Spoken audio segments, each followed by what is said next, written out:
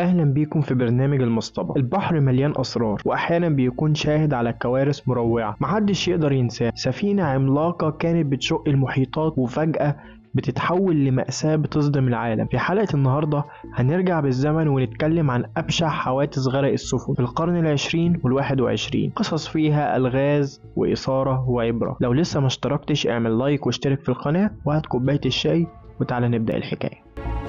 وطبعا لازم نبدأ بأشهر حادثة في القرن العشرين، حادثة تايتانيك. تايتانيك كانت أكبر سفينة في وقتها وتعتبر الأكثر تطورا والأسرع في العالم. في 10 إبريل 1912 بدأت رحلتها من إنجلترا وكانت متوجهة لنيويورك في أمريكا، لكن في الليلة الرابعة من الرحلة اصطدمت السفينة في جبل جليدي، والاصطدام حصل الساعة 11:40 دقيقة، وأدى الاصطدام لشروخ في جنب السفينة من قدام. وبعد ساعتين و40 دقيقة بالظبط غرقت تايتانيك بالكامل في المحيط، والحادث ده اتوفى فيه أكتر من 1500 شخص. ولما فتحوا التحقيق في أسباب غرق السفينة عشان يعرفوا ايه السبب اللي خلى العدد الكبير ده من الناس يموت، وخاصة وان السفينة على حسب شهادة الناجين قعدت ساعتين و40 دقيقة بتغرق ومع ذلك مات اكتر من 1500 واحد، لو ان من الاسباب نقص قوارب النجاة والتجاهل التام لاجراءات السلامة لباقي المسافرين. اما بالنسبة للشركة فواجهت انتقادات كبيرة وطبعا حصل لها خسائر ضخمة.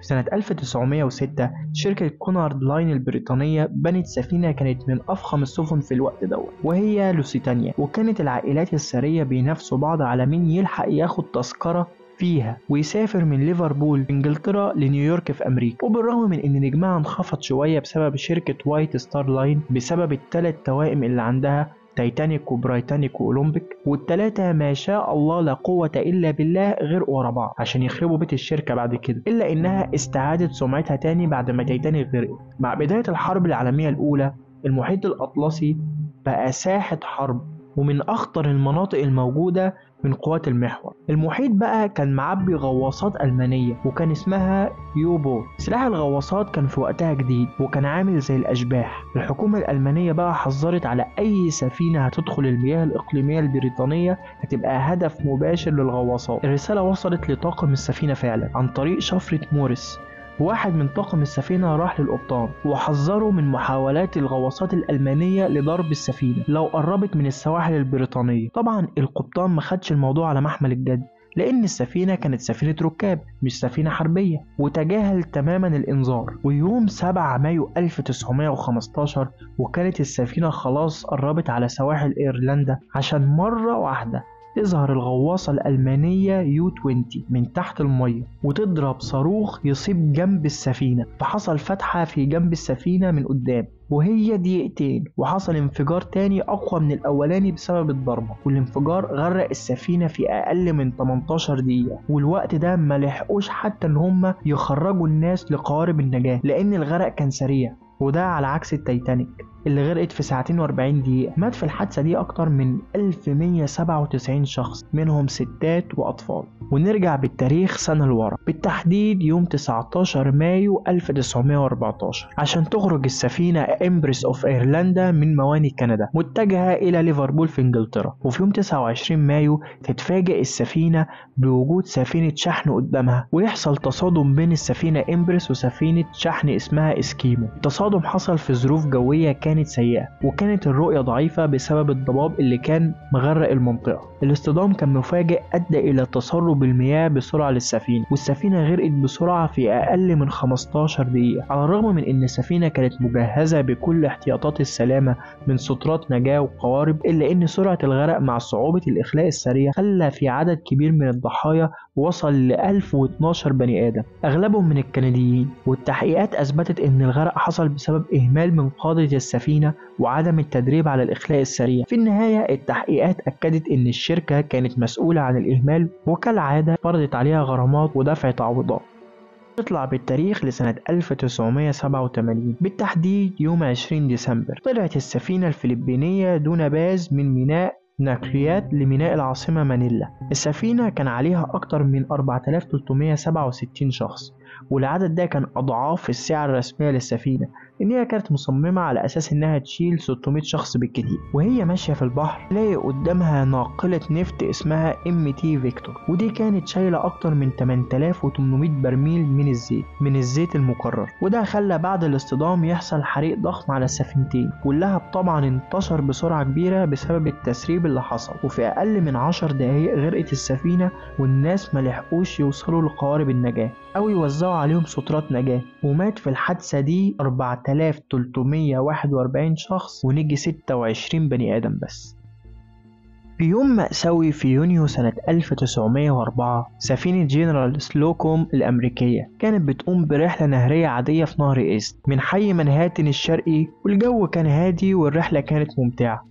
لكن اللي حصل كان كارثة بكل ما تحمله الكلمة. بعد حوالي ساعة من مغادرة الميناء اشتعلت نيران في غرفة التخزين، والنار انتشرت بسرعة رهيبة، وده بسبب وجود مواد قابلة للاشتعال وزيت بشكل كبير. الطاقم حاول ان هو يسيطر على الحريق، لكن الوسائل كانت بدائية جدا او ما كانتش فعالة. الكارثة الاكبر كانت في سترات النجاة، كان عددها قليل جدا لدرجة انها ما كفتش كل الركاب، بل بالعكس بعضها كان مليان حديد، اللي كان بيلبسه بيغرق فورا. عدد من الركاب نطوا من المركب للنهر، بس للأسف كتير منهم ما كانش بيعرف يعوم، ده غير طيارات الهواء اللي كانت قوية جدا في وقتها. وللأسف مات في الحادثة دي أكتر من 1000 شخص، ونجيوا 300 بس. بعد الحادثة يبدأ التحقيق الفوري في الحادث، وأظهرت التحقيقات إن السبب عدم الفحص وصيانة السفينة، خصوصا في غرفة التخزين، والإهمال في تخزين مواد قابلة للاشتعال. وعلاوة على ذلك الطاقم كان غير مدرب على ازاي يتعامل مع الحرائق الكبيرة،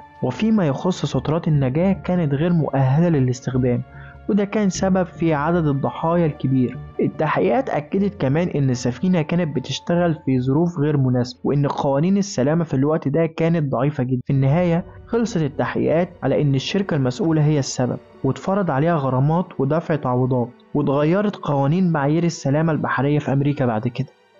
في 15 ديسمبر 1991 يصحى المصريين على خبر مأساوي: غرق عبارة مصرية اسمها سالم إكسبريس. سالم إكسبريس كانت خارجة من ميناء جدة وعليها 700 راكب، ودول ناس كانوا راجعين من الحج، طلعوا من جدة وفي طريقهم لميناء سفاجة، وكان معاهم برضو بعض العائلات المصرية والمقيمين في الخليج. في الساعات الأولى من يوم 15 ديسمبر وخلاص سالم إكسبريس قربت على ميناء السفاجة، فجأة تتخبط في شعاب مرجانية قريبة من الميناء. طبعا بعد الخبطة دي يحصل كسر في بدن السفينة، وبسرعة تدخل المية جوه العبار في دقايق معدودة، وتبدأ الباخرة بعدها تميل لجنبها اليمين، وده خلى عملية الإخلاء شبه مستحيلة. قالوا يبعتوا استغاثة علشان الحكومة المصرية تلحق تبعت لهم مساعدات بعد ما السفينة تغرق، خاصة وإن المسافة بين الميناء ومكان الغرق مش كبير. لكن للأسف السفينة في خلال 15 ل 20 دقيقة تغرق بالكامل، ومعظم الركاب طبعا ما لحقوش يهربوا في الوقت المناسب، ومات في الحادثة دي حوالي 467 شخص، ونيجي 180 بس. وفي التحقيق عرفوا ان قائد السفينة كان ماشي بسرعة عالية جدا بالقرب من منطقة الشعاب المرجانية، بالرغم ان الحكومة محذرة المشي بالسرعة دي في المنطقة.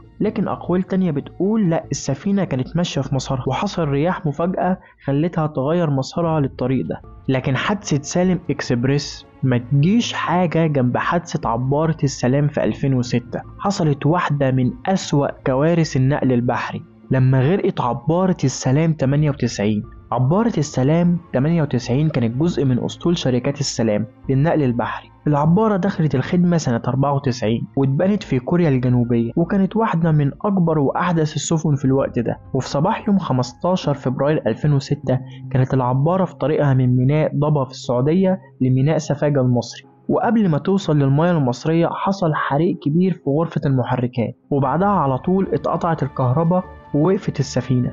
طبعا الناس لما شافت الحريقة طلعوا يجروا بسرعة على السطح، وطبعا عدد الناس الكبير ده في مكان واحد خلى السفينة تميل وتبدأ تغرق. إشارات الاستغاثة اللي اتبعتت للحكومة كانت بطيئة، فطبعا السفينة غرقت ومات 1030 راكب. القضية فضلت في المحكمة لأكتر من سنتين، وبعدها المحكمة أعلنت براءة ممدوح سالم، وده خلى في حالة من الغضب بين الأهالي. عبارة السلام كانت واحدة من أكبر الكوارث البحرية في التاريخ المصري، ولا تزال أثرها محسوسة لحد النهاردة، وأثرت بشكل كبير على سمعة النقل البحري، والقوانين في مجال النقل البحري اتغيرت بشكل كبير. هو كله كده غرق وموت؟ مفيش حادثة عدت بسلام شوية؟ في 23 مارس 2021 جنحت سفينة الحاويات الضخمة ايفر جيفن ومالت السفينة بالعرض وسدت قناة السويس وقفلت القناة بالطول، وطبعا لا في سفينة عارفة تخش ولا سفينة عارفة تخرج. فضلت السفينة على الحال ده لمدة 6 أيام، وطبعا حصلت خسائر بالمليارات في مجال التجارة العالمية لأن في شحنات اتعطلت وفي سفن لفوا حوالين رأس الرجاء الصالح. في الأسبوع ده كان في محاولات ضخمة لإعادة تعويم السفينة، اتجاب لها قاطرات وجرافات عشان تحفر قدامها، لحد ما الحمد لله في 29 مارس 2021 تنجح مصر في إخراج السفينة. طبعا الحادثة دي ما كانتش عادية لأن هي عملت خسائر في إيراد قناة السويس، ولما يتسموا طبعا استغلوا الحكاية دي وقالوا يعملوا قناة موازية لقناة السويس. قال إيه؟ عشان يتفادوا إن مفيش حادثة تانية تحصل زي دي. واتفقت هيئة قناة السويس وصاحب السفينة إنه يدفع تعويضات للهيئة بسبب وقف قناة السويس. وورا كل قصة حقيقة، وإحنا هنا علشان نوضحها. والسلام عليكم ورحمة الله وبركاته.